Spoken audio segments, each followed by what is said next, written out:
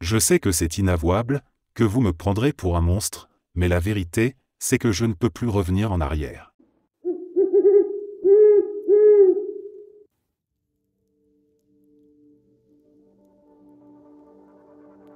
J'ai 18 ans et j'ai été violé par la sœur aînée d'un ami quand j'avais 15 ans. Au début, je pensais que c'était cool qu'une fille plus âgée flirte avec moi et devienne tactile.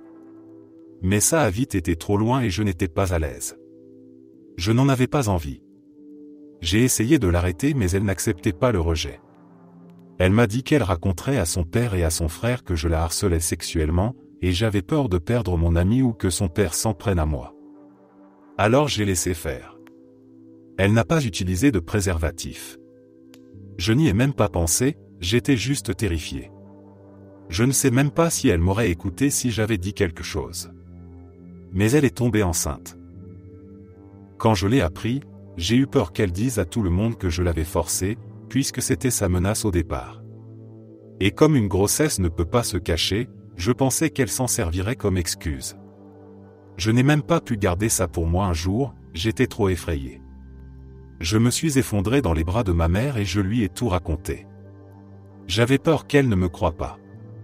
Parce qu'on dit toujours qu'aucun ado ne refuserait une relation sexuelle avec une femme plus âgée. C'est pour ça que je n'avais jamais rien dit. Heureusement, ma mère m'a cru et elle a dit qu'elle en parlerait à mon père à ma place.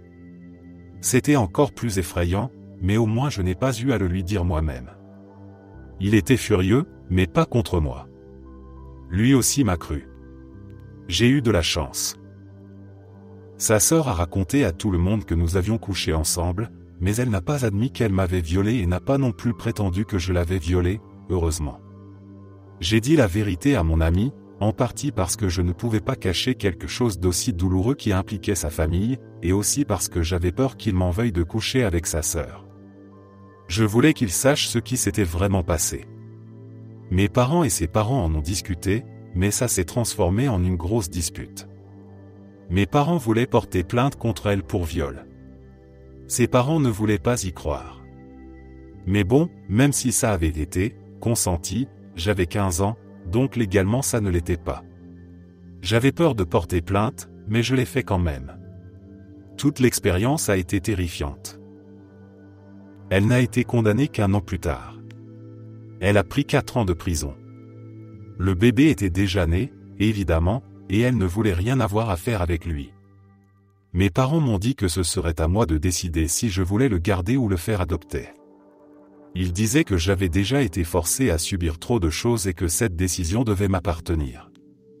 Je ne peux pas expliquer pourquoi, mais j'ai voulu le garder. Pourquoi est-ce que j'aurais voulu garder un enfant né d'un viol? Je ne sais pas, mais je l'ai fait.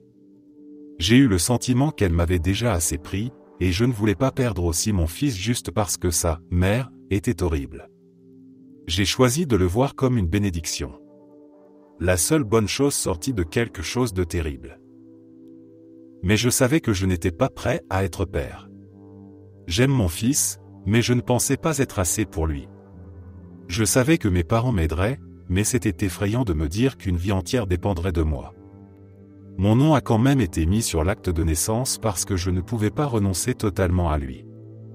Mais mes parents et moi avons convenu qu'ils l'élèveraient comme leur fils, donc comme mon frère, jusqu'au jour où je déciderai de lui dire la vérité.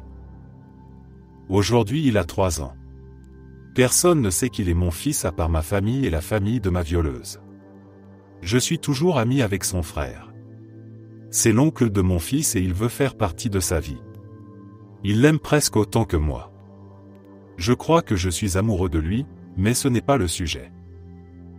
Personne d'autre n'est au courant, parce que je ne voulais pas que tout le monde sache que j'avais été violé, ni que les gens pensent que j'avais été irresponsable et me jugent. Mais je crois que j'aimerais dire à mon fils que je suis son père bientôt. Je pense que c'était la meilleure solution à l'époque de laisser mes parents l'élever, mais ça me fait mal que ce ne soit pas moi qui l'appelle « papa ». J'ai peur de le perturber si je lui dis maintenant, je ne sais pas si je devrais. À 3 ans, est-ce que c'est assez tôt pour que ce soit plus simple, ou est-ce que ça ne ferait que le troubler? Est-ce que je devrais attendre qu'il soit plus grand? Je n'ai pas encore dit à mes parents que j'y pensais. Mais ils m'ont toujours dit que c'était mon fils et que la décision de lui révéler la vérité m'appartiendrait, donc j'espère que ça se passera bien quand je leur en parlerai. Mon ami, l'oncle de mon fils, et moi, nous vivons en colocation, et mon fils vient souvent chez nous. Il est avec moi dès que je ne travaille pas ou que je n'ai pas cours, je suis en première année de fac. Et son oncle s'occupe de lui aussi très souvent. Je n'aurais jamais imaginé que ma vie deviendrait aussi compliquée. Mais il en vaut la peine.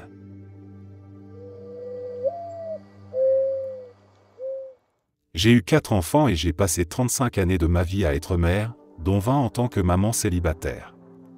Avec les garçons, tout me paraissait plus simple, ils demandaient moins d'énergie et j'arrivais à garder un certain équilibre. Les filles, en revanche, m'ont toujours donné plus de fil à retordre, et je n'ai pas toujours su comment trouver la juste manière de les accompagner. Aujourd'hui la maison est vide et je trouve triste ce silence qui me rappelle chaque jour qu'ils sont partis. J'avais fini par m'habituer à n'être remarqué que lorsque je préparais le dîner et que je les obligeais à s'asseoir autour de la table, mais au moins il y avait alors des rires, des disputes et une présence qui donnaient un sens à mes journées. Je ne pensais pas ressentir une telle mélancolie, pourtant c'est comme si l'on m'avait retiré mon rôle sans me demander mon avis. J'ai l'impression d'avoir perdu ma place, comme si j'avais été remercié après des décennies de service, et je ne sais pas encore vers quoi me tourner maintenant. La pauvreté est toujours là, elle m'accompagne depuis longtemps, mais au moins je peux voir que mes enfants, eux, commencent à tracer leur propre route, chacun avec ses choix, ses réussites et ses hésitations. Pendant toutes ces années j'ai souvent eu l'impression de ne pas être à la hauteur, de ne pas réussir à leur donner assez, mais en les observant aujourd'hui je réalise à quel point ils sont différents les uns des autres, avec des personnalités marquées et une force intérieure qui me surprend. Ils sont intelligents, pas seulement dans leurs études, mais aussi dans la manière dont ils comprennent les autres et le monde autour d'eux. Là où moi j'étais toujours la mère affectueuse qui voulait serrer ses enfants contre elle, eux faisaient semblant de s'en agacer, levaient les yeux au ciel, mais finissaient toujours par me prendre dans leurs bras avec une tendresse silencieuse. Je n'ose pas trop espérer voir des petits-enfants un jour. Avec l'économie et le climat politique actuel, ici comme à l'étranger, je sens bien que ce n'est pas une priorité pour eux. Pourtant, une partie de moi aimerait tellement retrouver le bruit des pas dans la maison, le désordre joyeux, la chaleur d'une nouvelle génération. Pour l'instant, il me reste les souvenirs, le mélange de fatigue et de fierté d'avoir tenu tout ce temps, et l'inquiétude de devoir apprendre à vivre pour moi après avoir consacré presque toute mon existence à eux.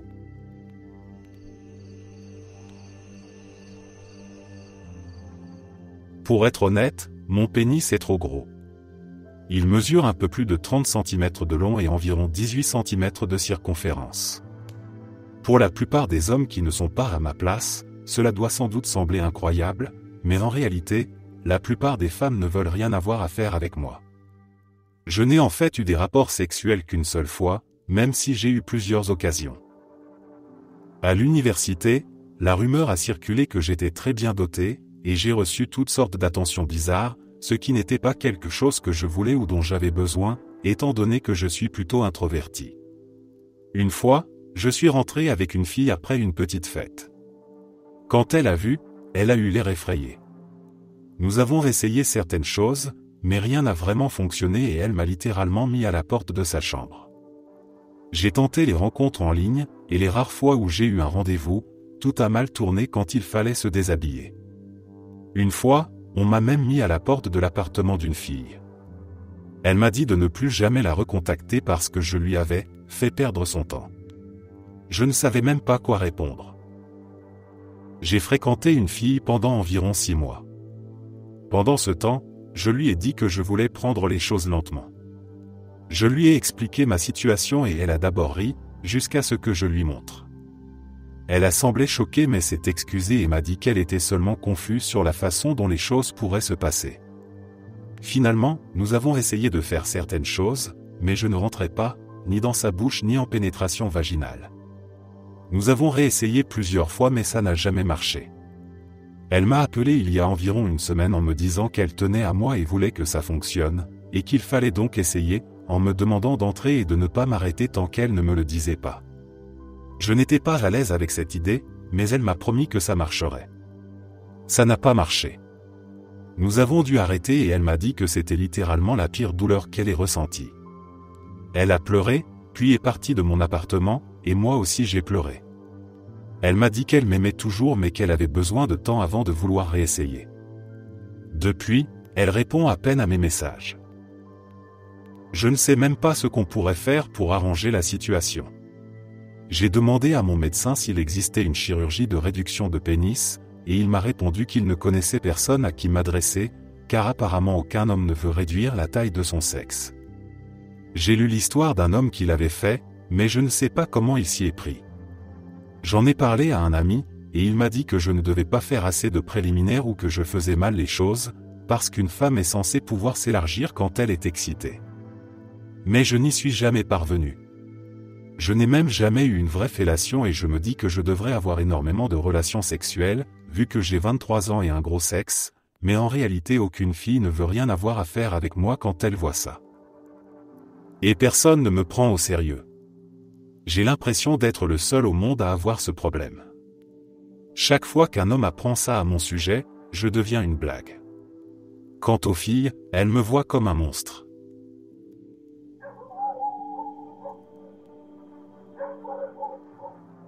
Cela fait presque 2 ans que j'ai eu une aventure avec l'un des employés de l'entreprise où je travaille depuis maintenant 5 ans. À ce moment-là, je traversais une période difficile et il m'a réellement tendu la main, il m'a aidé à sortir d'une situation qui m'écrasait et j'ai cru trouver en lui un soutien sincère.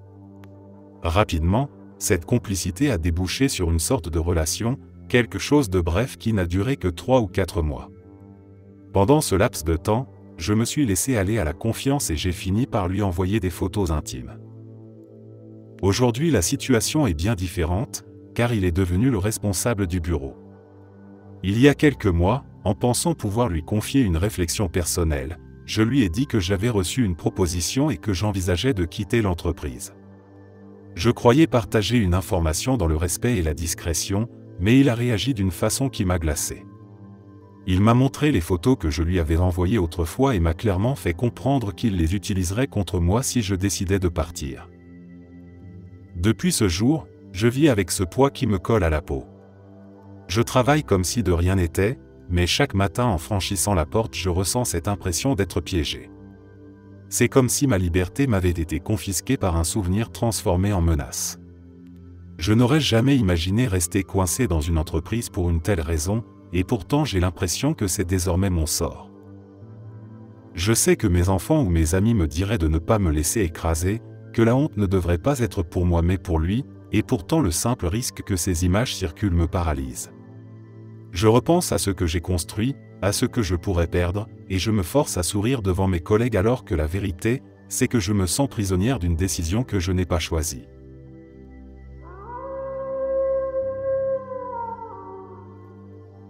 Tout a commencé il y a environ 12 à 16 mois.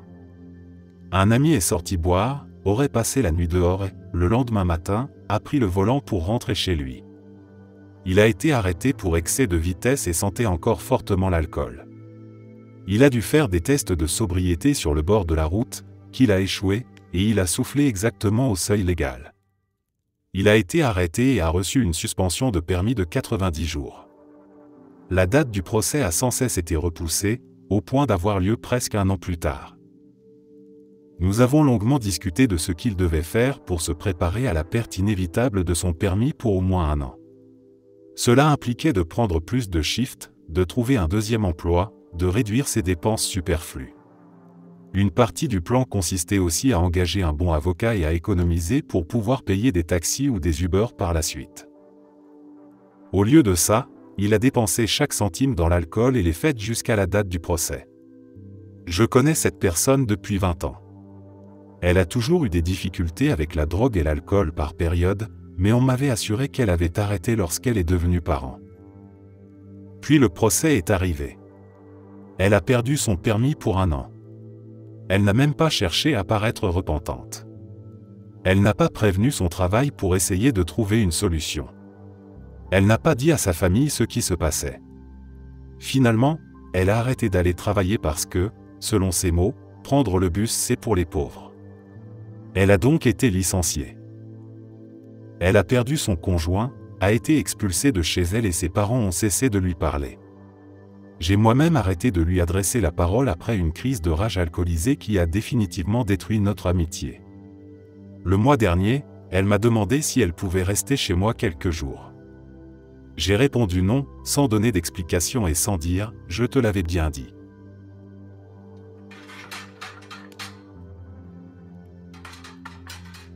J'ai simplement besoin d'évacuer ce que je vis en ce moment. Mes parents sont séparés et chacun a refait sa vie avec un partenaire. Mon père vient les jeudis et les week-ends, officiellement pour me voir ainsi que ses enfants. Mais avec le temps j'ai compris qu'il venait surtout pour coucher avec ma mère.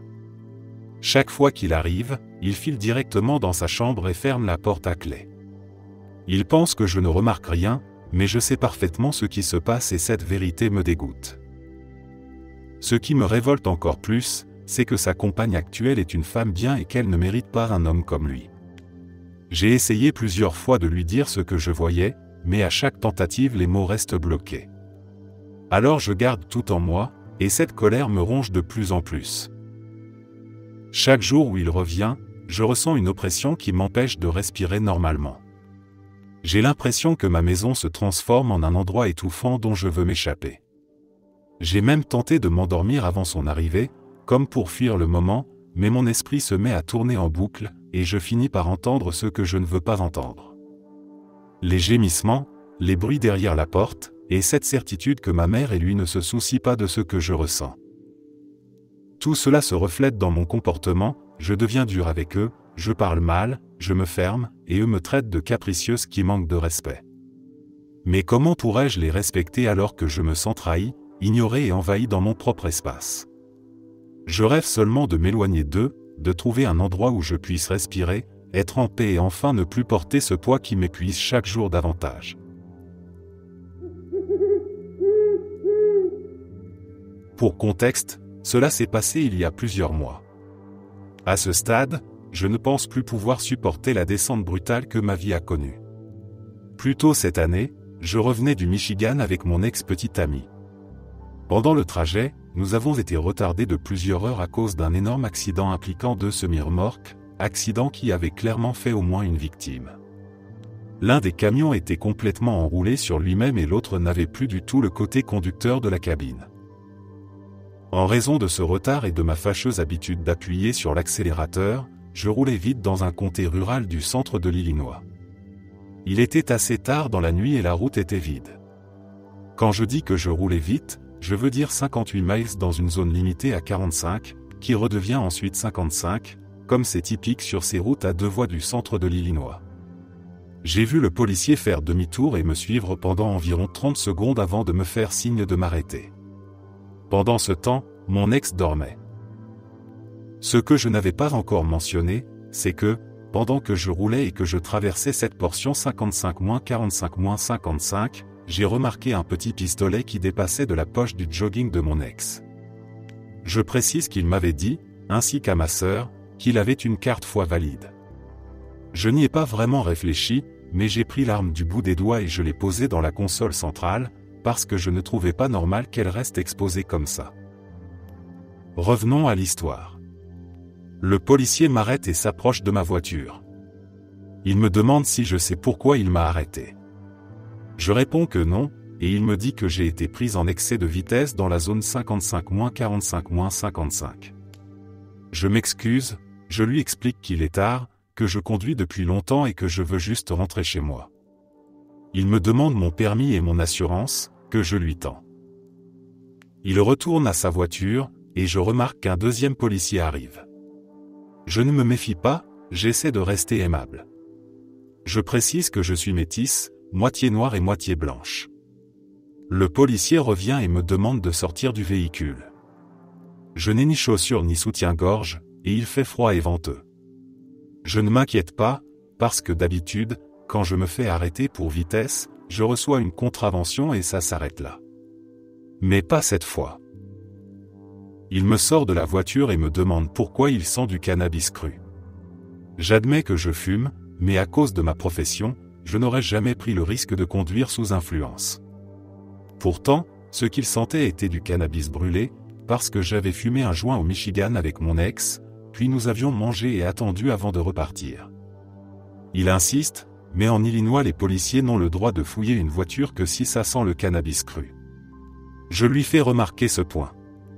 Il me demande, d'un ton ironique, comment je connais la loi. Je lui dis que j'ai passé le barreau en 2023 et que je suis avocate. Il rit et dit qu'il va vérifier et qu'il fouillera quand même. Je demande sur quelle base, puisqu'il venait lui-même d'admettre que je ne semblais pas sous influence. Je lui réponds que je ne le suis pas. Il me rétorque alors, « Pourquoi pleures-tu alors ?»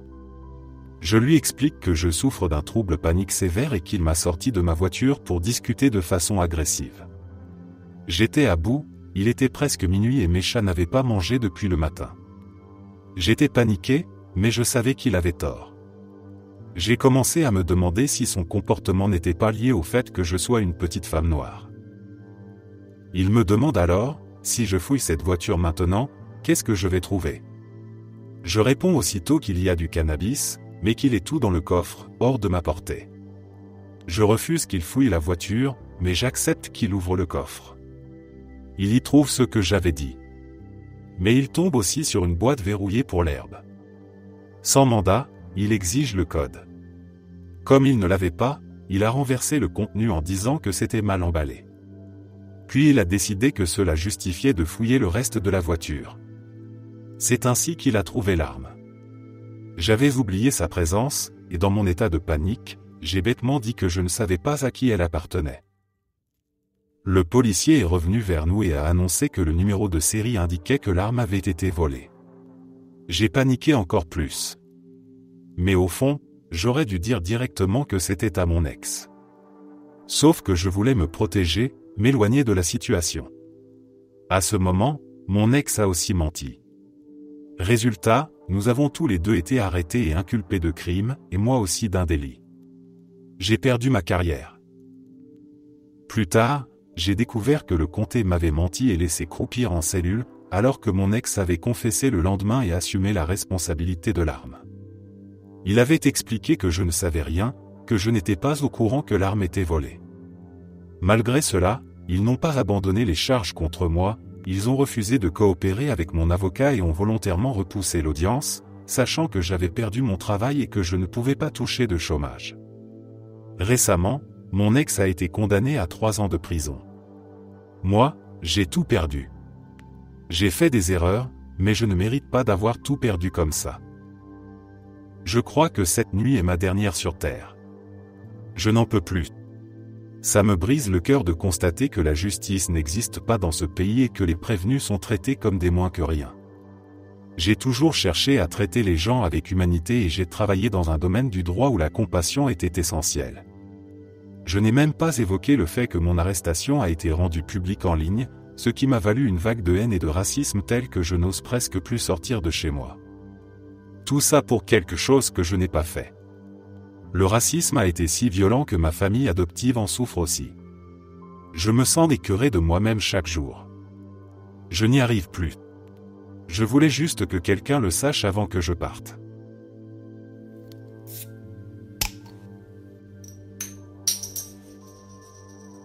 Nous avons toutes les deux la vingtaine, nous sommes toutes les deux des femmes. Je suis encore assez nouvelle dans l'entreprise, elle y est depuis plus longtemps. C'est un peu ma meilleure amie au travail, même si je ne suis sans doute pas la sienne, mais peut-être que je m'en approche. On s'entend vraiment bien, on parle souvent, on rit beaucoup ensemble. Je n'ai aucune idée si elle aime aussi les femmes et, de mon côté, je ne me sens pas amoureuse d'elle. Pourtant, ce qui s'est passé aujourd'hui m'a fait ressentir quelque chose d'inattendu. Elle assistait à une réunion et moi j'étais assise à quelques mètres, occupée à autre chose. J'ai entendu mon prénom mentionné, et tout à coup elle a saisi ma chaise à roulettes et m'a tiré d'un coup sec, mais de manière joueuse, jusqu'à elle. Sans prévenir, elle m'a installé à côté d'elle juste pour que je fasse signe à la caméra. J'étais surprise, j'ai ri, j'ai salué l'écran puis je suis retourné à mon bureau. Mais à partir de ce moment-là, impossible de me reconcentrer. Cette petite interaction m'a donné des papillons dans le ventre, une sorte d'énergie joyeuse qui ne m'a pas quitté. Je sais que ce n'était probablement qu'un geste amical, un jeu entre collègues, mais je l'ai ressenti comme quelque chose de plus fort, de plus troublant. Peut-être que c'est simplement le fait d'avoir été saisi avec autant d'assurance qui m'a chamboulé, peut-être que je découvre en moi un besoin d'être bousculé de cette façon.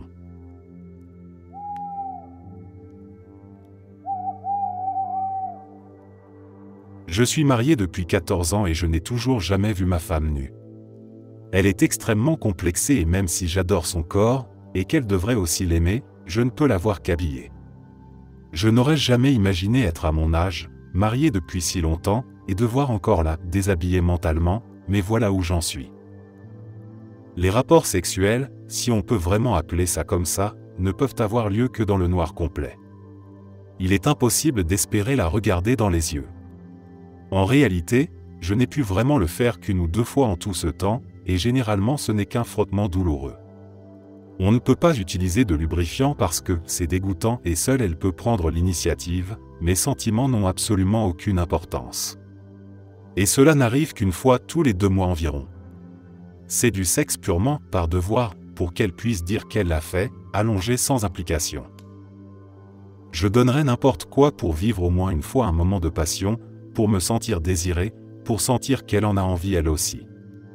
Même pendant notre lune de miel, nous n'avons rien eu du tout. 0 rapport, parce qu'elle n'en avait pas envie cette semaine-là. J'aurais dû demander l'annulation du mariage immédiatement. Maintenant, je comprends pourquoi certaines personnes trompent leur partenaire.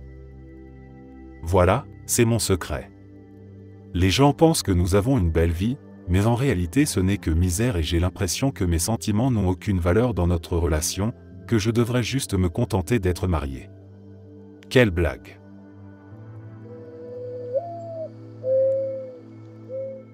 Nous avons 2 enfants de moins de 5 ans, une petite maison, et je travaille depuis chez moi. C'est le chaos permanent, 24 heures sur 24.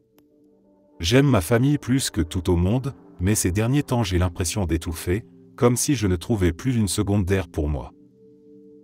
Il y a un mois, après une dispute banale, vraiment sur un détail insignifiant, j'ai pris mes clés, j'ai dit que j'avais besoin de respirer, et je suis parti. Je me suis garé à un belvédère de la ville, j'ai incliné le siège, mis un peu de musique, et je suis resté là, dans le silence, pendant des heures. C'était comme une bulle de calme, une sensation de paix que je n'avais pas connue depuis des années. Depuis ce jour, 1 ou 2 fois par semaine, je trouve une excuse.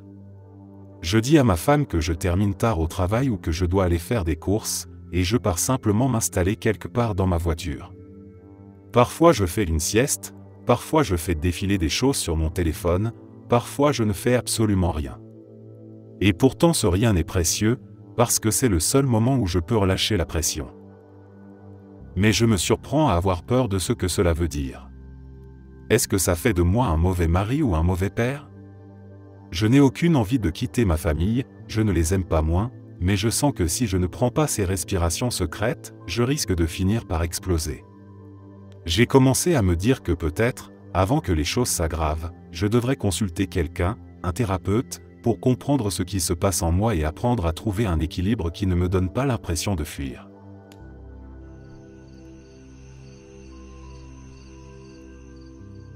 J'ai vécu à Washington DC pendant 4 ans et, quand j'ai emménagé, j'avais un super appartement sur la ligne rouge, l'une des lignes de métro les plus fréquentées par les navetteurs.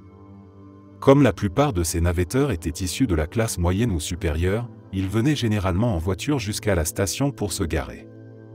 Mon parking, lui, n'était pas sécurisé, sans barrière ni contrôle, et régulièrement des gens pressés tentaient d'utiliser nos places, soit pour le métro, soit pour le centre commercial voisin.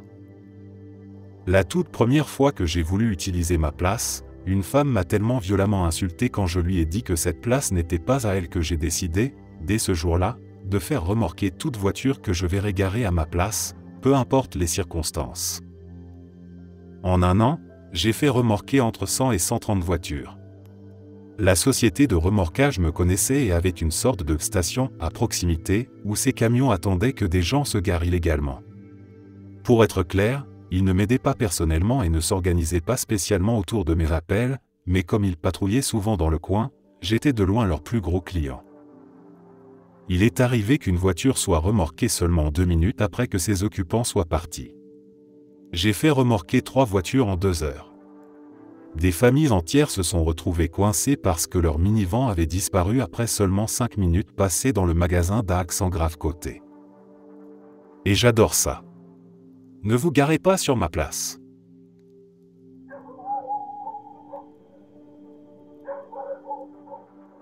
Ma collègue de 36 ans et moi, 37 ans, passons du temps ensemble depuis environ 6 mois. Mais presque chaque fois que nous sortions, elle parlait de ses difficultés financières. Au début, je ne cherchais pas à creuser, je laissais passer les remarques, puis il y a environ 3 semaines, j'ai fini par lui poser quelques questions plus précises. Elle m'a alors expliqué qu'elle avait des dettes d'études, des cartes de crédit à rembourser, en plus, des mensualités assez lourdes pour sa voiture, un SUV de 2025. J'ai essayé d'être constructif et je lui ai suggéré de chercher un deuxième emploi. Elle a tout de suite rejeté l'idée en disant qu'elle était bien trop fatiguée pour ça. J'ai insisté en proposant au moins une demi-journée sur ses jours de repos, mais elle est restée ferme, non. Elle m'a même répondu qu'elle n'avait pas d'ordinateur pour envoyer des candidatures. Alors j'ai évoqué la possibilité de faire de la livraison de repas, mais pour elle ce n'était pas sûr, pas sécuritaire. Puis elle en est venue à se plaindre de ne pas pouvoir s'acheter de vraies courses, et qu'elle devait se nourrir presque uniquement de fast-food. J'ai suggéré d'essayer des supermarchés moins chers, même si un peu plus éloignés, mais encore une fois elle a dit que ce n'était pas possible, trop loin ou pas fiable selon elle. Le plus surprenant, c'est que d'après nos calculs rapides, elle dépense au moins 20 $ par jour en restauration rapide. Quand je lui ai fait remarquer que cuisiner lui reviendrait moins cher, elle m'a répondu que non, que commander un repas à 12 $ était plus économique que d'acheter pour 30 $ de poulet et de pâtes. Nous traversons tous une période compliquée avec l'économie actuelle, mais son cas me semble particulier. Après plusieurs tentatives pour l'aider, j'ai fini par lâcher l'affaire. Je n'arrivais plus à supporter ses plaintes constantes et son refus systématique de toute solution. Depuis, j'ai commencé à l'éviter, parce que chaque conversation avec elle me laissait fatigué et sans patience.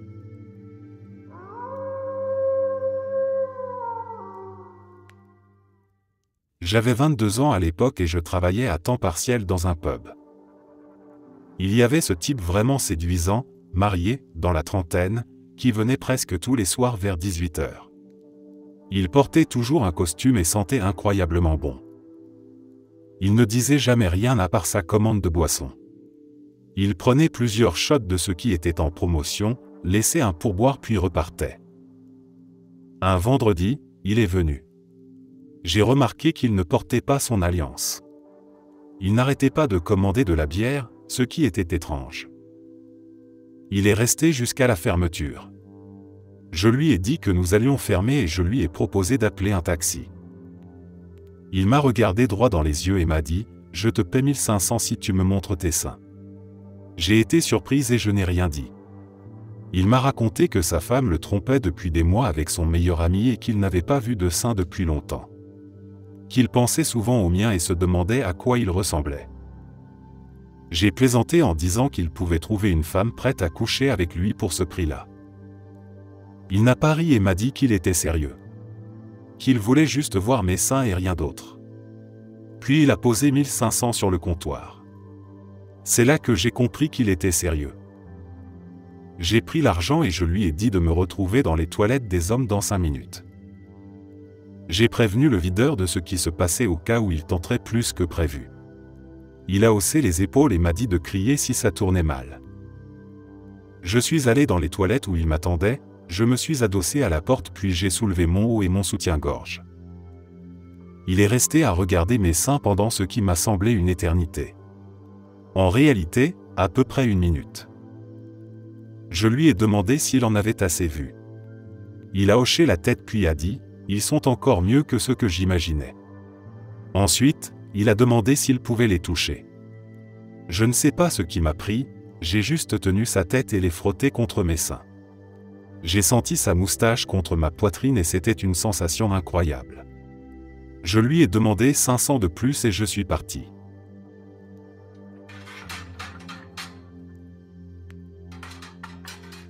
Je suis stripteaseur depuis de nombreuses années.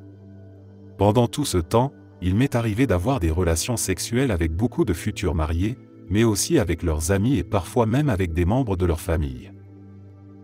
La plupart du temps, ce n'est pas quelque chose qui se décide à l'avance, c'est plutôt le résultat d'une pression de groupe. Les amis encouragent, insistent, provoquent, et peu à peu la situation dérape. C'est incroyable de voir à quel point l'influence d'un groupe peut peser sur certaines femmes, au point de les pousser à faire ce qu'elles n'auraient sans doute jamais osé seules. Je veux commencer par préciser que je ne suis pas du genre à prendre des nudes, encore moins à en envoyer. Mais aujourd'hui, en rentrant du travail, j'ai commencé à me changer et j'ai aperçu mon reflet nu dans le miroir. Je me suis trouvé jolie, alors j'ai décidé de poser et de prendre une photo. J'avais prévu de la supprimer plus tard de toute façon. 1 heure plus tard, quelques collègues ont demandé dans notre groupe WhatsApp si quelqu'un avait accès au planning car notre système était en panne. J'ai gentiment proposé mon aide puisque je savais que j'avais une capture d'écran du planning faite plus tôt dans la journée. En voulant l'envoyer, j'ai sélectionné la capture d'écran. Mais au moment de cliquer sur « Envoyer », j'ai accidentellement tapé sur une des photos nues de moi-même et je l'ai envoyée.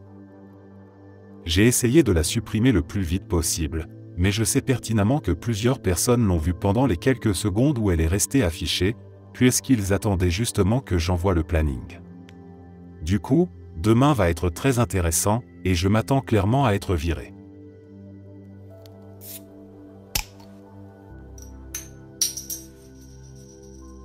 J'ai 24 ans et je sors avec ma copine de 23 ans depuis un peu moins d'1 an. Elle est géniale, drôle, attentionnée, et sincèrement l'une des personnes les plus gentilles que j'ai jamais rencontrées. Mais dès le début, il y a eu un problème, la cuisine. La première fois qu'elle m'a préparé un repas, c'était franchement difficile à avaler. Je me souviens encore d'un smoothie qu'elle avait fait, avec du concombre, du yaourt et de l'ail. Et c'est là que j'ai commis mon erreur. Je ne voulais pas blesser ses sentiments, alors j'ai dit que c'était créatif et que ça avait un goût différent, mais dans le bon sens. À partir de ce moment-là, ça a éveillé quelque chose chez elle et elle s'est mise à cuisiner encore plus. J'ai continué à surenchérir avec les compliments, pensant que ça allait finir par ralentir, sauf que pas du tout. Quelques mois plus tard, j'ai cuisiné un plat de pâtes très simple chez elle, juste ail, huile d'olive et piment. Sa mère est arrivée à l'improviste, a goûté une bouchée et m'a dit « Oh waouh, c'est toi qui as fait ça? Tu dois vraiment savoir cuisiner. » J'ai paniqué et j'ai hoché la tête, et ma copine a ajouté en souriant « Il est trop modeste, il me prépare toujours des petits plats quand je suis malade. » Et voilà comment toute sa famille s'est mise à croire que j'étais un cuisinier secret. Au point qu'ils m'ont invité à préparer le repas pour l'anniversaire de son père le mois prochain. Ils m'ont même offert un tablier gravé avec mon prénom et le mot « chef » dessus. Depuis, je passe mes soirées à regarder des tutoriels de cuisine sur YouTube pour essayer d'apprendre suffisamment afin de survivre à ce mensonge. Et le pire, c'est que ma copine continue à cuisiner pour moi, et je continue à faire semblant d'aimer ses plats, chaque fois, sans exception. Je sais bien que je devrais avouer la vérité, mais j'ai attendu si longtemps que j'ai l'impression que ce serait un désastre. Je ne sais pas si je protège ses sentiments, ou si je ne fais que fuir comme un lâche.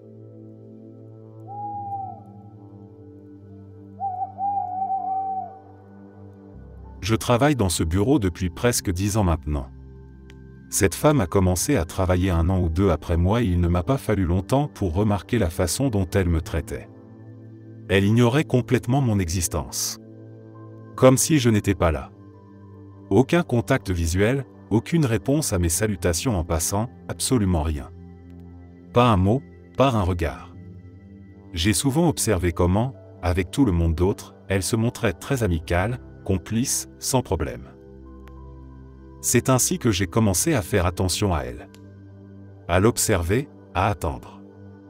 J'ai attendu des années le moment parfait pour la voir. Je changeais mes horaires, parfois en arrivant tôt et partant tôt, parfois en arrivant tard et repartant tard, afin de mieux correspondre à son emploi du temps. J'attendais le moment parfait, et il est finalement arrivé il y a à peine quelques heures. C'était après les heures de bureau et la plupart des autres étaient déjà partis, seuls quelques collègues restaient dans un bâtiment si grand que l'on pourrait crier sans être entendu à moins que quelqu'un ne soit tout près. Cela est accentué par l'insonorisation de la plupart des pièces. En me rendant aux toilettes, je l'ai aperçue au bout d'un couloir désert, toute seule, luttant près d'une grande porte avec des cartons. De gros cartons, probablement entre 25 et 50 kilos chacun. Je savais qu'elle y serait un moment, Alors après avoir utilisé les toilettes, j'ai bifurqué et pris ce couloir. Absolument personne d'autre autour, aucun endroit où aller, coincé par la tâche de déplacer ces lourdes boîtes, il n'y avait rien qu'elle puisse faire pour m'empêcher de m'approcher. Tout ce qu'elle pouvait faire, c'était ce qu'elle avait toujours fait, prétendre que je n'étais pas là. Espérer que j'allais simplement entrer dans une des pièces le long du couloir. Le seul son était celui de mes chaussures résonnant sur le sol dur et du frottement des cartons qu'elle essayait de déplacer. Quand je l'ai rejointe, elle était impuissante, déjà penchée, et j'ai fait mon geste après toutes ces années d'attente. Mon attitude extérieure restait la même qu'à l'habitude, mais à l'intérieur j'étais sur le point d'exploser. Je suis passé à côté d'elle et j'ai dit « pardon » tandis qu'elle se dépêchait de se pousser. Elle a automatiquement répondu par le « excusez-moi ». Désolé que j'attendais, en s'écartant. J'ai forcé cette réponse à se produire. Je n'avais aucune raison valable de passer par ce couloir, j'ai simplement fait semblant d'en avoir une, pour provoquer cette interaction. Après toutes ces années, j'ai réussi à la faire me parler. Ce n'était ni le hasard ni un accident. Je suis satisfait.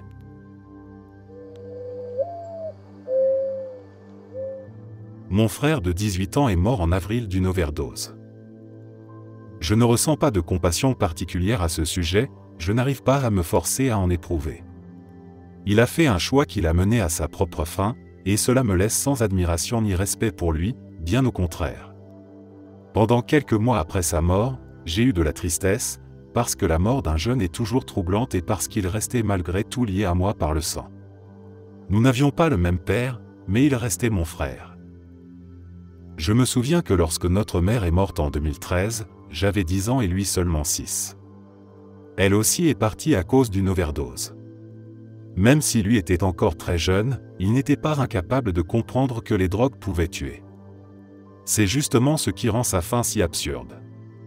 Reproduire exactement le même destin que celui de notre mère, ce n'est pas tragique dans le sens noble du mot, c'est simplement une erreur lourde et sans issue. Mourir ainsi, ce n'est pas un geste qui suscite le respect, c'est une conclusion évitable et terriblement vaine. Je me rends compte que mon rapport à lui s'est éteint en même temps que sa vie, comme si je n'avais plus rien à dire, ni à lui ni même à son père, qui est aussi un membre éloigné de notre famille. Sa mort n'a pas créé de lien, elle a simplement ouvert un vide qui n'a pas de sens pour moi.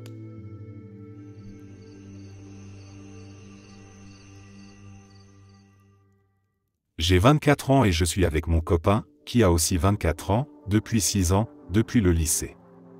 Il a toujours donné l'image d'un homme très hétéro, très macho, passionné par les armes, avec une attitude très traditionnelle et qui faisait souvent des remarques homophobes. Je n'ai jamais rien soupçonné. Aujourd'hui, il a accidentellement oublié son téléphone et ses affaires à la maison, et comme il ne connaît pas le code de la porte, il est resté dehors un moment. J'ai eu un pressentiment étrange et j'ai décidé de jeter un œil à son compte Reddit puisque beaucoup de gens y cachent des choses. Quand j'ai vu ces messages, j'ai été dégoûté. Des échanges avec d'autres hommes, certains montraient leurs abdos ou leurs parties intimes, il envoyait aussi des photos de lui nu. Le pire, c'était ses demandes pour savoir s'il pouvait héberger ou inversement. J'ai même dû chercher sur internet ce que host signifiait parce que je n'en avais aucune idée. Je n'ai pas eu le temps de tout lire parce qu'il a commencé à frapper à la porte pendant que je parcourais les messages en vitesse. Je ne sais pas par où commencer. Mon cœur est brisé, c'était l'homme que je voulais épouser et lui aussi voulait se marier et fonder une famille. 6 ans réduits à néant et je ne sais pas quoi faire, d'autant plus que nous vivons ensemble et qu'il nous reste encore plusieurs mois de bail. Je n'ai pas envie de le confronter tout de suite, mais je suis perdu. J'ai aussi envie de relire tous les messages tellement c'est choquant, je n'arrive pas à croire que ce soit réel. Mise à jour, le matin même où j'ai découvert ces messages parlant de fellation et du reste, je l'ai finalement confronté. Je suis contente de l'avoir fait à ce moment-là parce que j'ai pu tout décharger émotionnellement. Mais j'ai eu la crise de larmes la plus intense de ma vie, juste devant lui. Il représentait tout pour moi, et je croyais vraiment être tout pour lui. Je lui ai demandé comment il pouvait me parler de mariage et d'enfants tout en menant cette double vie dans mon dos. Il n'a pas prononcé un mot tout du long. Plus tard, il m'a dit que son silence venait de la honte, et la seule chose qu'il m'a demandé c'est ce que je voulais qu'il fasse. Je lui ai répondu que je coupais tous les liens et qu'il devait quitter l'appartement d'ici ce week-end. La douleur est encore très vive.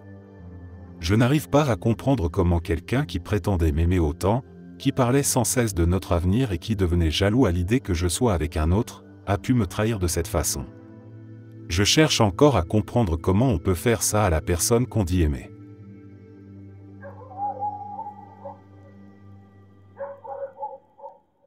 J'ai 19 ans et je viens tout juste de coucher avec une femme trans de 26 ans, d'origine mexicaine. Je suis un homme blanc qui vit au Canada, étudiant à l'université. Mes colocataires m'avaient poussé à m'inscrire sur des applications de rencontres et, sans trop y croire, j'ai commencé à swiper presque machinalement. J'ai tendance à dire oui à la majorité des profils, surtout à celles qui sont proches géographiquement et qui fréquentent la même université que moi. Jusqu'ici, je n'avais jamais vraiment eu de vraie connexion ni même de plan d'un soir. Un jour, je suis tombé sur le profil d'une femme trans sans m'en rendre compte. Nous avons matché et, sans attendre, elle m'a proposé de venir la voir. Au moment de discuter un peu plus avec elle, j'ai découvert qu'elle était trans. J'ai hésité brièvement, mais je me suis dit que refuser après avoir accepté aurait été impoli. Et puis elle avait un corps très attirant, ce qui a fini de me convaincre de continuer. Quand je suis arrivé chez elle, les choses se sont enchaînées très vite. Nous avons commencé à nous embrasser, elle m'a fait une fellation, puis elle m'a demandé de la pénétrer. L'ambiance était intense, pleine de caresses, de baisers, d'une proximité physique qui ne laissait aucune place à l'hésitation. J'ai remarqué qu'il y avait peu de paroles entre nous, probablement à cause de la barrière de la langue, mais le corps prenait toute la place dans ce moment. À ma grande surprise, c'était l'une des expériences sexuelles les plus agréables que j'ai connues jusqu'à présent. Elle m'a proposé que l'on continue à se voir simplement pour du sexe, et j'ai accepté sans difficulté. Je me sens à l'aise avec ma sexualité. Cela ne remet rien en question pour moi. Je vais continuer à me considérer hétérosexuel et à chercher des relations avec des femmes. Je n'ai pas l'intention d'annoncer quoi que ce soit à mon entourage pour l'instant. Dans mon esprit, je n'ai rien fait de contradictoire avec mon orientation, puisque j'étais attiré par elle en tant que femme, par son corps, par ses gestes et son énergie.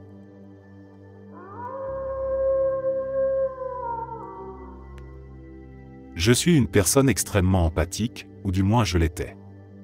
J'ai travaillé comme assistante sociale dans une grande ville pendant 4 ans, en particulier auprès des personnes sans abri. Cette expérience m'a usé et m'a fait détester mon métier, même si j'ai toujours reçu d'excellentes appréciations de mes supérieurs et de mes collègues. J'étais la première à qui l'on pensait lorsqu'un cas difficile se présentait. Je continue à aider les gens, à dire bonjour ou bon après-midi, même aux sans-abri. Je discute parfois avec eux dans le bus ou dans les transports en commun, mais je n'arrive pas à dépasser le sentiment inconscient que je ressens à leur égard. J'ai fini par devenir lourdement handicapé physiquement après tout ce que j'ai enduré dans mon travail, et je mets clairement mon état de santé sur le compte de cette expérience. C'est en grande partie ce qui nourrit mon ressentiment envers eux. Aujourd'hui, quand je vois une personne sans abri, ma première réaction n'est plus l'empathie. Je suis envahi par des pensées horribles à leur sujet, comme l'idée qu'ils profitent du système, qu'ils ne veulent pas réellement d'aide et qu'ils contribuent au pire de la société. Je souffre d'un syndrome de stress post-traumatique sévère après avoir été si longtemps en contact avec ce milieu.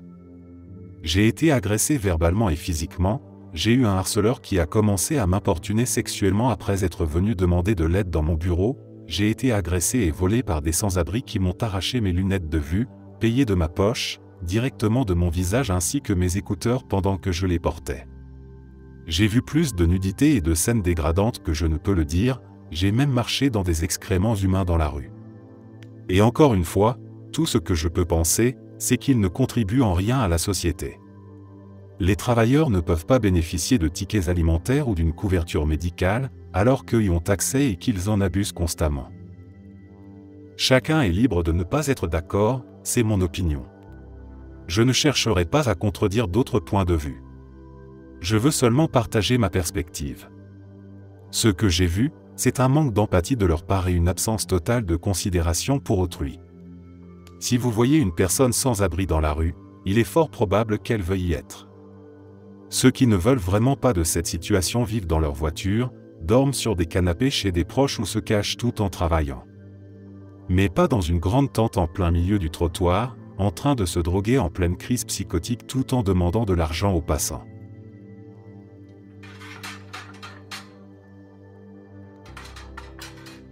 Ma mère n'avait que 58 ans. Toute sa vie, elle avait travaillé comme assistante sociale auprès des sans-abri et des adultes en situation de handicap. Elle a toujours consacré son énergie aux autres et je la considérais comme la meilleure personne que j'ai jamais connue. Aujourd'hui, elle n'est plus là. En 2022, on lui a diagnostiqué un cancer des ovaires au stade 4. La maladie s'est propagée et son état s'est aggravé. Depuis jeudi dernier, elle était hospitalisée. Quand je l'ai vue partir en ambulance, j'ai eu un pressentiment terrible, une certitude douloureuse qu'elle ne rentrerait pas à la maison. Elle devait aller en soins palliatifs, mais les choses se sont précipitées. Mardi, à 2h du matin, j'ai reçu un appel des infirmières. Elles m'ont dit de venir tout de suite. J'ai réussi à arriver avant ma sœur. Avant que je puisse entrer dans sa chambre, le personnel m'a expliqué qu'elle était en train de mourir et qu'il ne savait pas combien de temps il lui restait. Quand j'ai pris sa main, elle était glacée. Ce contact me hante encore, je voudrais pouvoir effacer de ma mémoire cette sensation de froid. Elle faisait des bruits douloureux, des gémissements mêlés à une respiration sifflante, et je voyais qu'elle souffrait, qu'elle n'était pas en paix. Je suis resté à son chevet, je lui ai tenu la main sans la lâcher, jusqu'à 10h du matin. 2 infirmières sont venues me demander de sortir un instant pour vérifier si elle avait besoin d'être changée. Quand je suis revenu, elles m'ont dit qu'elle était partie. Je ne sais pas depuis combien de temps je serrais la main d'un corps déjà sans vie, mais j'ai l'impression que cela a duré des heures. Depuis ce moment, je me sens perdu. Le monde me paraît vide, dénué de sens, sans elle. Je n'arrive pas à imaginer comment continuer. Je n'avais jamais pensé la perdre avant mes 30 ans. Elle ne sera pas là pour voir mes enfants, pour me voir me marier. Parfois, je crois encore entendre mon téléphone et je pense qu'elle va m'écrire, mais au fond je sais qu'elle n'est plus là. J'ai peur. J'ai tellement peur de ce vide et de cette vie sans elle. Tout ce que je voudrais, c'est retrouver ma mère.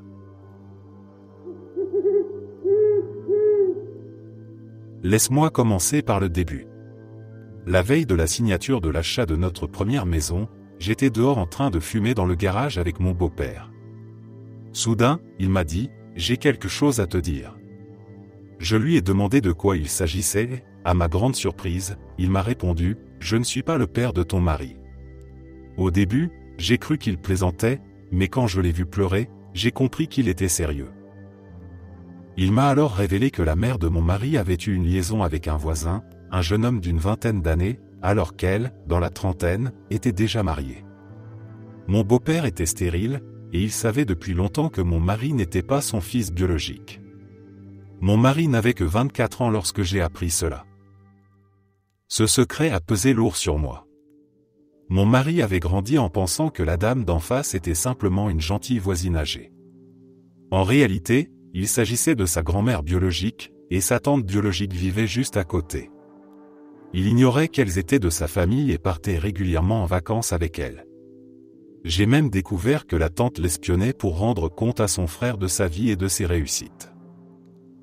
Mon mari avait été trompé toute sa vie, parce que cette histoire d'adultère était taboue. Son père avait même menacé de s'en prendre au père biologique s'il tentait d'avoir le moindre contact. L'excuse de ce dernier était qu'il respectait les souhaits de la famille en restant à distance. Il avait fini par s'installer chez son propre père.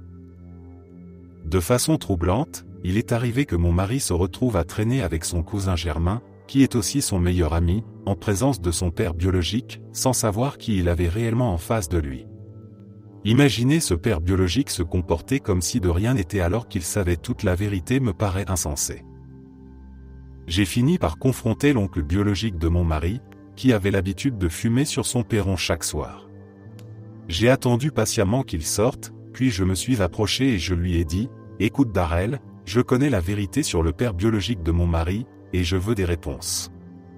il a aussitôt écrasé sa cigarette et est allé chercher sa femme. C'est elle qui m'a ensuite raconté sa version de l'histoire, et nous avons fini par en discuter autour d'un repas au club de campagne. Elle m'a même présenté au père biologique de mon mari.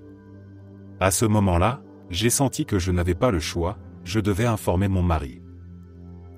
Au début, il n'a pas saisi toute l'ampleur de ce que je lui annonçais. Mais quand la réalité l'a frappé, cela a causé des dégâts irréversibles. Il lutte aujourd'hui avec un sentiment d'identité brisé, persuadé d'être le vilain petit canard, l'enfant illégitime que personne ne voulait. C'est d'autant plus douloureux que le père biologique n'a commencé à se manifester qu'après la naissance de notre fille, comme s'il trouvait injuste de ne pas pouvoir s'impliquer auprès de sa petite fille. Mon mari vit avec ce poids chaque jour, en plus de sa dépression. Et moi, je me sens perdu, incapable de l'aider vraiment, car je ne peux pas me mettre à sa place. Ce qui me choque encore, c'est que ses parents n'ont jamais quitté le quartier après tout cela. Je déteste avoir été celle qui lui a révélé la vérité, mais je ne voulais pas débuter notre mariage avec un mensonge. Si mon mari avait découvert plus tard que je savais et que je n'avais rien dit, il m'aurait vu comme une traîtresse. Aujourd'hui, il a 32 ans, et nous avons tout essayé pour apprivoiser cette nouvelle réalité. Nous avons dîné avec son père biologique et emmené notre fille faire la tournée d'Halloween avec lui. Mais mon mari se sent toujours coupable, terrifié à l'idée que sa mère apprenne la vérité. Elle a toujours haï cet homme et sa colère serait immense si elle découvrait qu'il passait du temps avec notre fille. La culpabilité de mon mari est énorme, surtout quand il pense à l'amour que son père adoptif lui a donné. Mon beau-père a été bien meilleur avec lui qu'avec ses propres enfants. L'aspect réconfortant dans toute cette histoire, c'est que l'amour de son père adoptif a toujours été sincère et inconditionnel, à tel point que mon mari n'avait jamais eu de doute sur ses origines. Leur relation n'a pas toujours été parfaite, mais le lien qui les unit est rare et profondément beau. J'espère qu'un jour, il trouvera la paix.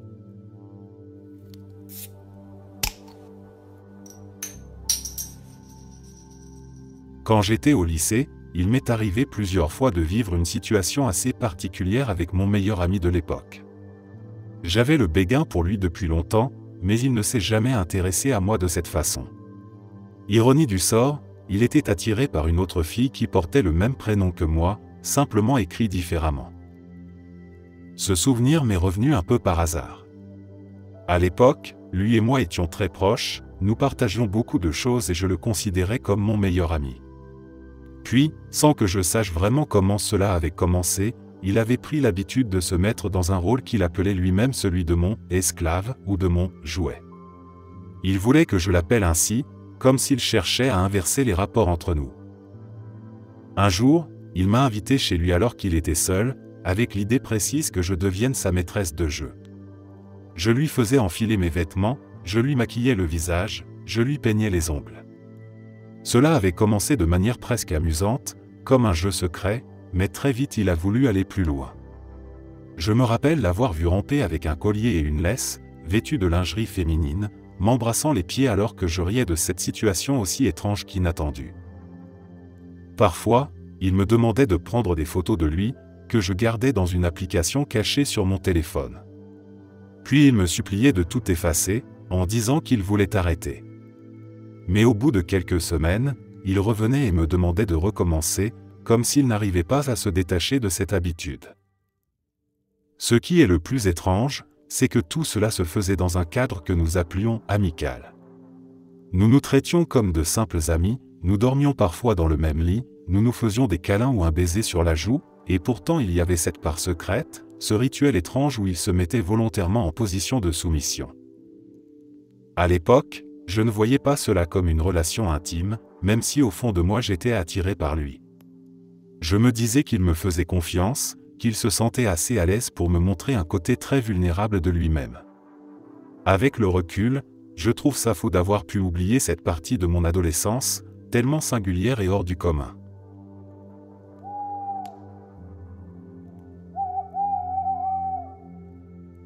Ma situation financière s'est nettement améliorée au cours des 6 derniers mois. Assez pour que j'ai enfin pu rembourser mes cartes de crédit et que je commence à aller dans de bons restaurants au lieu de survivre avec des cochonneries. Évidemment, ma famille l'a remarqué. Ma mère ne cesse de faire des remarques sur le fait que j'ai l'air de bien m'en sortir en ce moment. Mon père m'a demandé si j'avais eu une promotion au travail.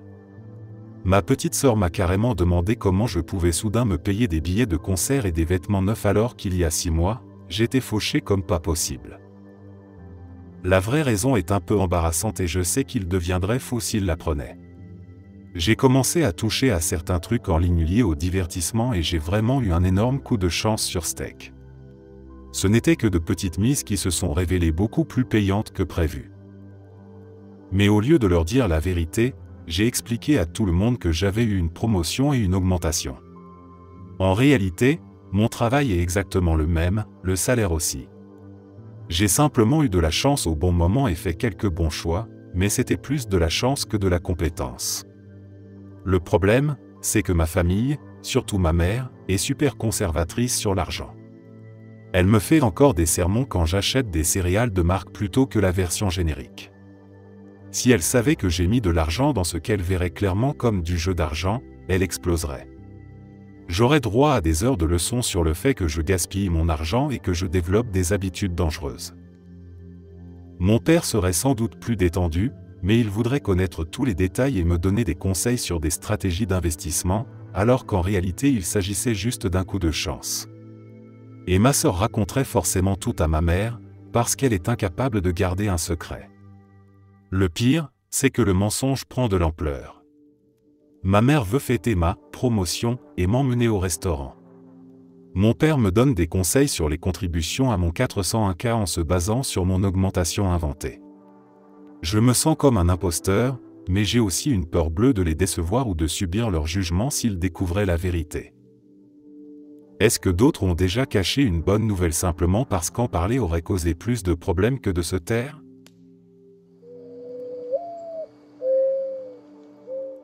J'étais en train d'échanger des messages avec une fille en ligne qui se disait terrien. On discutait depuis quelques jours, le courant passait bien et, au bout de 3 jours, on a décidé de se rencontrer en vrai. Elle était magnifique et le rendez-vous s'est déroulé à merveille. À la fin de la soirée, elle m'a proposé de venir chez moi et j'ai accepté. Une fois à l'appartement, les choses se sont accélérées et nous avons fini par coucher ensemble. Tout se passait normalement jusqu'à ce qu'au moment des rapports, au lieu de gémir, elle se mette à pousser des sons de mouton. Elle se mettait à bêler. J'étais complètement déconcerté. Je savais vaguement qu'elle s'identifiait comme terrien, mais je ne m'attendais absolument pas à ce que cela se manifeste de cette manière. Je me sentais mal à l'aise face à ces bruits, mais j'ai continué malgré tout, un peu par réflexe. Après que nous ayons fini, nous sommes restés allongés quelques minutes, tranquilles sur le lit. Puis soudain, sans prévenir, elle s'est mise à dire qu'elle shiftait et elle a commencé à bondir sur le matelas à 4 pattes, tout en bêlant encore. Elle sautait partout comme si elle imitait un animal en plein délire. J'étais totalement perdu, je ne comprenais pas ce qu'il se passait et je ne savais pas du tout comment réagir. Elle est repartie aujourd'hui et je ne cesse d'y penser. Je ne sais pas si je dois continuer à lui parler et accepter ce côté de sa personnalité, ou bien arrêter là parce que tout cet aspect terrien m'a vraiment mis mal à l'aise.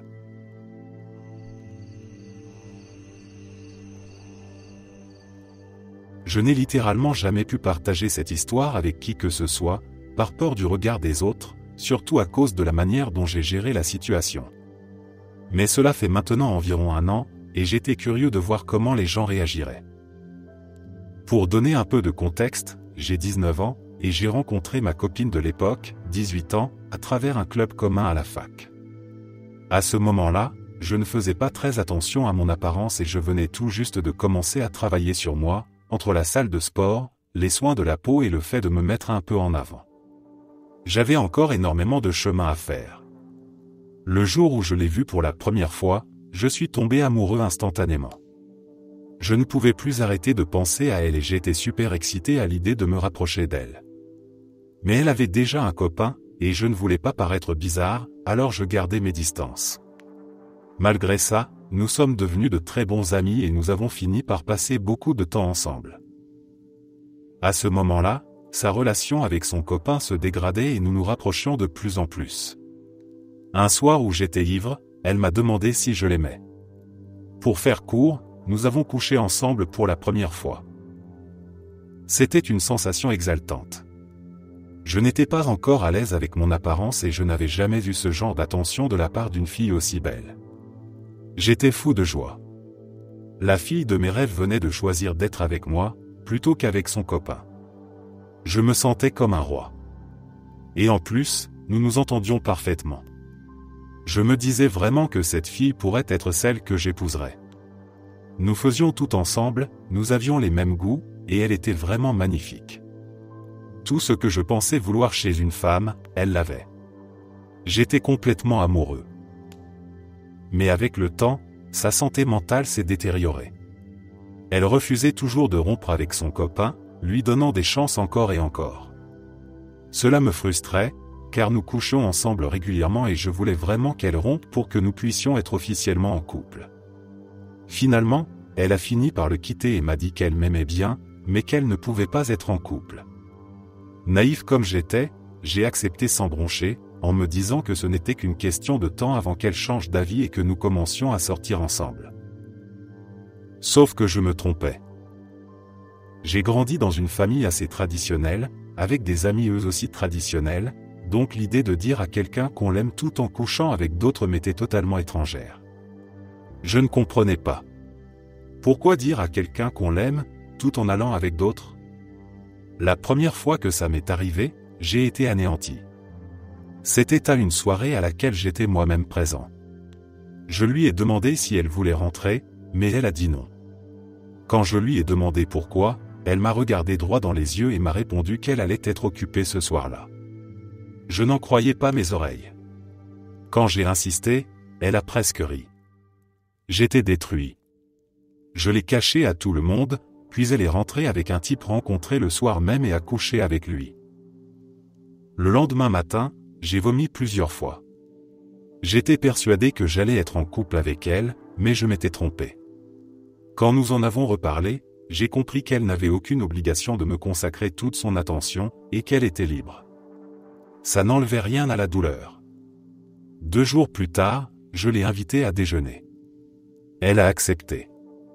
On était assis côte à côte à la bibliothèque, et j'ai vu par-dessus son épaule qu'elle envoyait un message à un autre gars, lui demandant s'il avait pris sa douche et si son appartement était libre.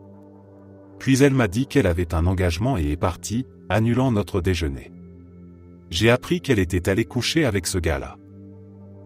J'étais dévasté.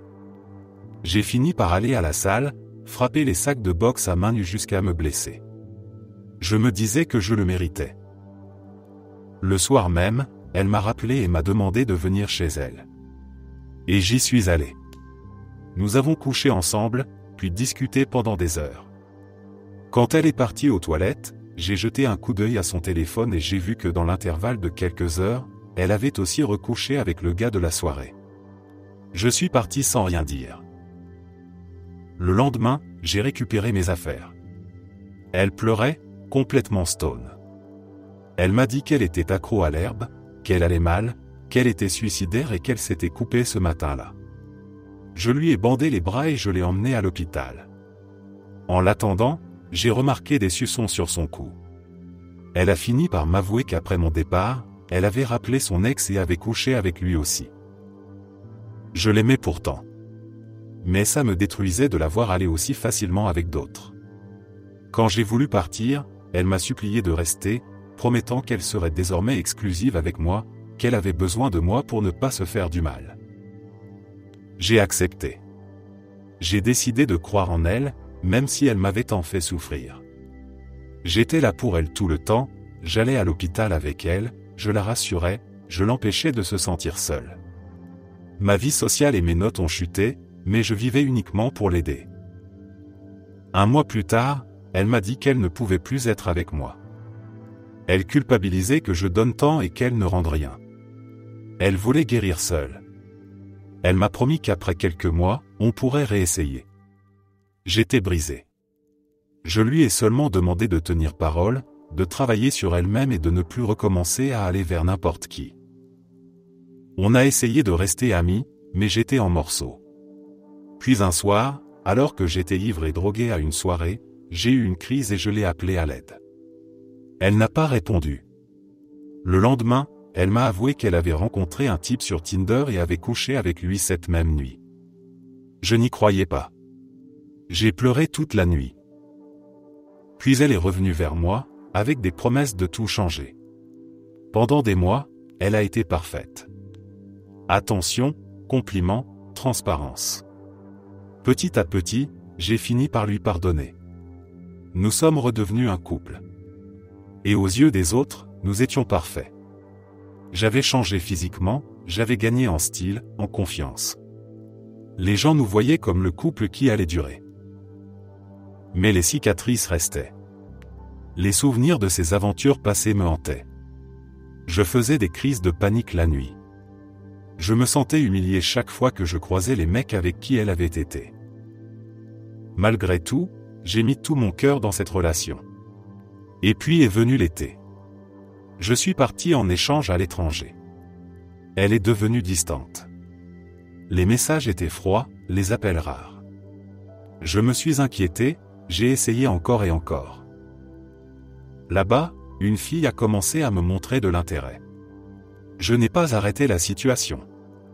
C'était agréable d'avoir quelqu'un qui semblait vraiment tenir à moi. Le jour où elle m'a envoyé une photo compromettante, je me suis senti en faute, mais j'ai fini par l'ouvrir. Et juste après, j'ai reçu un appel de ma copine, elle me quittait. Pas parce qu'elle avait découvert quoi que ce soit, mais parce que la distance était trop dure. J'étais anéanti. Tout ce que j'avais enduré, tout ce que j'avais donné, toutes les promesses, balayées en un instant. Quand nos amis communs ont appris la rupture, ils ont tous coupé les ponts avec elle. Moi, je n'ai jamais raconté ce qu'elle m'avait fait vivre. Eux savaient seulement que j'avais toujours été un bon petit ami. Elle a fini isolée, sans amis, quittant l'université seule. À ce jour, personne ne connaît la vérité, pas même elle.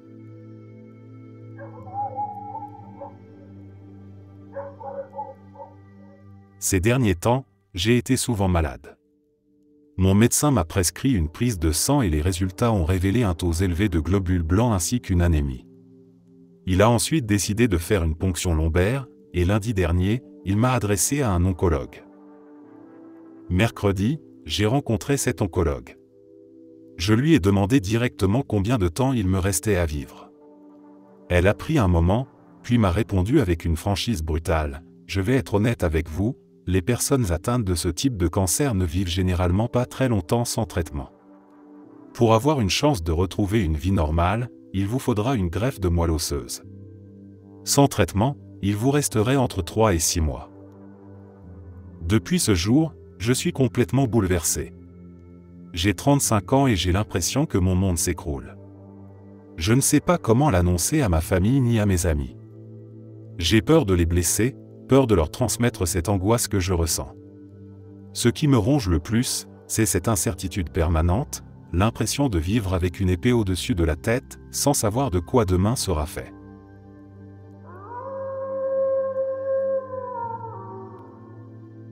Il y a quelques semaines, j'ai rencontré un gars sur Instagram. On a un peu discuté ici et là, rien de très profond au début. Environ une semaine plus tard, nous sommes allés ensemble à la plage. Pendant ce séjour, il s'est confié à moi sur quelque chose d'assez incroyable. Il m'a dit qu'il était artiste-performeur. Pas un simple artiste-performeur, mais quelqu'un apparemment connu à Hawaï et à la Nouvelle-Orléans pour ses œuvres. Sa dernière performance lui aurait rapporté 200 000 $. Le truc, c'est que personne ne sait que c'était lui. Des villes entières ont vu la performance, plus de 100 000 personnes connaissent l'œuvre, les gens en ont parlé avec admiration, mais l'identité de l'artiste est restée secrète. C'est un peu le genre de situation où, ceux qui savent, savent. Il m'a expliqué les accords de confidentialité, le fait qu'il ne pouvait pas revendiquer publiquement son travail et combien cela lui faisait mal de voir les gens en discuter sans pouvoir dire « c'était moi ». Pour être honnête, je ne l'ai pas vraiment cru au début. Ça paraissait trop gros pour être vrai. Mais il m'a montré certaines choses qui correspondaient à ce qu'il disait. Assez pour que je sois convaincu à 60%, mais toujours sceptique à 40%. En rentrant chez moi, j'en ai parlé à une amie un peu sorcière. Je lui ai raconté l'essentiel de ce qu'il m'avait confié et elle a deviné de qui il parlait. Elle est très connectée dans ce milieu, donc j'imagine que ce n'était pas si difficile pour elle de reconstituer le puzzle. Aujourd'hui, la rumeur circule au sujet de cette œuvre et les gens commencent à relier les points, mais pas encore directement à lui. Son nom reste inconnu, même si la conversation prend de l'ampleur. Il y a quelques jours, il m'a demandé franchement si j'avais parlé à quelqu'un. J'ai paniqué et j'ai dit non. Mais je l'ai fait. Et maintenant je me sens vraiment mal à ce sujet.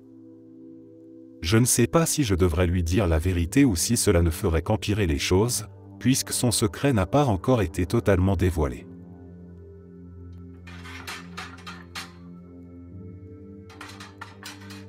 J'ai 34 ans aujourd'hui.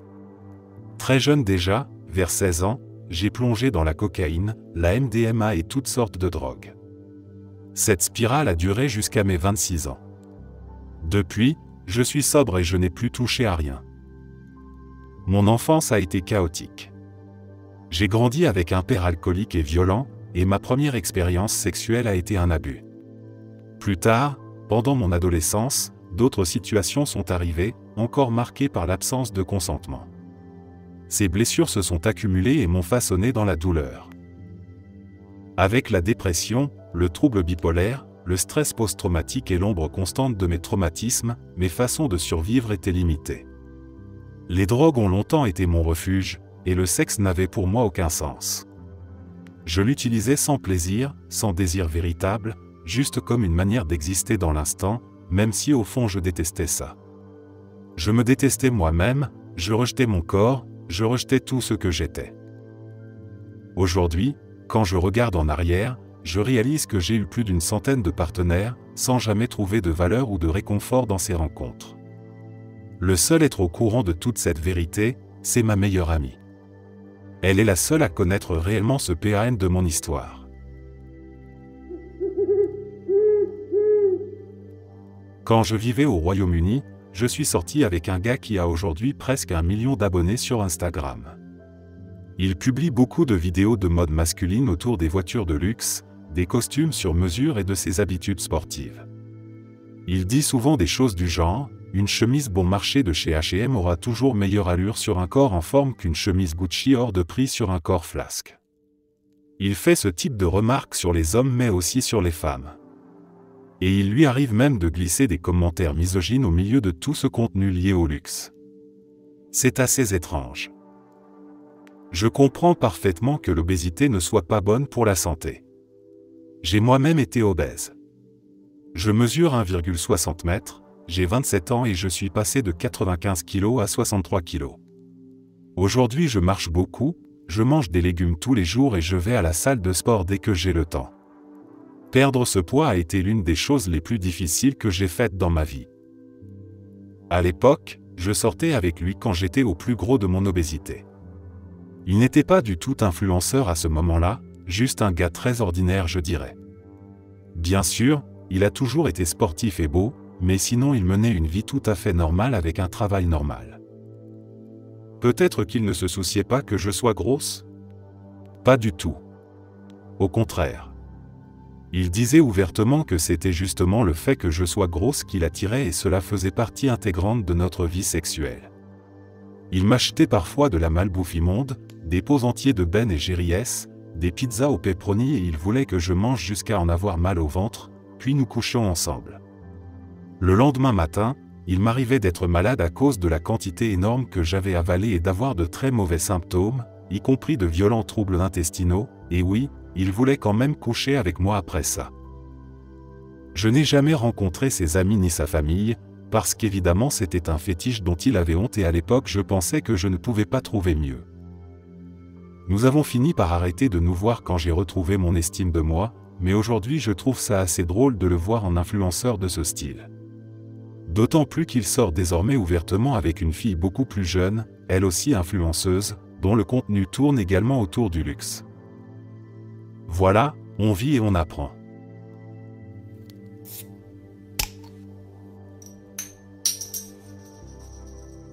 Depuis l'adolescence, ma vie a pris une direction que personne n'imaginerait. Je pourrais mentir, me donner un air normal, prétendre que je suis comme tout le monde. Mais je ne le suis pas. Depuis mes 15 ans, je suis habité. Littéralement. Tout a commencé quand on m'a diagnostiqué un ténia. Pour les autres, c'était une maladie, un accident, une chose à éliminer. Pour moi, ça a été une révélation. J'étais gros, maladroit, je portais mon corps comme une prison. Et soudain, ce ver est apparu dans mon ventre, et il a commencé à grignoter ce qui me pesait. Jour après jour, je maigrissais. Personne ne comprenait pourquoi j'en étais presque heureux. Quelque chose vivait en moi, se nourrissait de moi, mais en retour, il m'offrait une nouvelle silhouette, un soulagement. Le jour où le médecin m'a tendu les comprimés, j'ai senti mon cœur s'arrêter. Il parlait de traitement, de guérison. On voulait m'arracher mon compagnon, mon enfant. J'ai regardé longtemps la petite boîte de pilules, et je l'ai refermée. Au fil des années, ce lien est devenu plus fort. Mais aussi plus exigeant. J'ai commencé à chercher d'autres présences. J'ai laissé ma maison s'emplir de grincements, de frôlements nocturnes. Les punaises de lit ont été les premières à s'installer. Je ne les ai pas chassées. Au contraire, je les ai accueillies. Chaque morsure dans ma peau était une caresse. Puis il y eut d'autres créatures, invisibles pour la plupart, minuscules vermicelles que j'ai laissées se développer, rampant entre les fissures, grouillant dans l'ombre. Je sais, pour vous qui lisez, tout cela semble immonde. Mais moi, je me sens riche. Quand je ferme les yeux, j'entends le froissement, le bruissement, comme une respiration collective. Je ne suis pas seul, je suis une colonie. Une maison pleine, une ruche de chair. Et puis un jour, j'ai découvert autre chose. Un plaisir plus grand encore. Le partage. Les gens n'ont pas besoin de savoir, ils ne comprendraient pas. Mais parfois, dans un buffet, au détour d'une assiette, j'imagine que je laisse un fragment de mon monde derrière moi.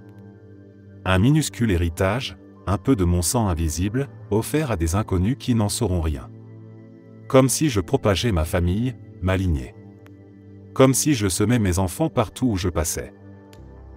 Je sais que c'est inavouable, que vous me prendrez pour un monstre.